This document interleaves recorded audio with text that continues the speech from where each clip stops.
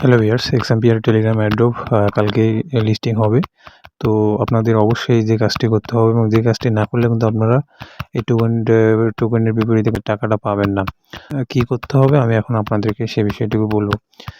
আর এখানে দেখতে পাচ্ছেন যে কয়েন পার আওয়ার, এই কয়েন পার আওয়ার এটা বাড়াইতে হবে কিন্তু।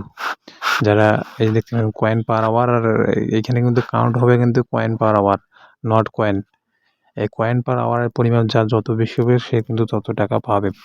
এখন আপনাকে এইখানে দেখতে পাচ্ছেন যে উইথড্র অপশন চলে আসছে, কিন্তু এই যে pay out 0 USDT withdraw option চলে আসছে।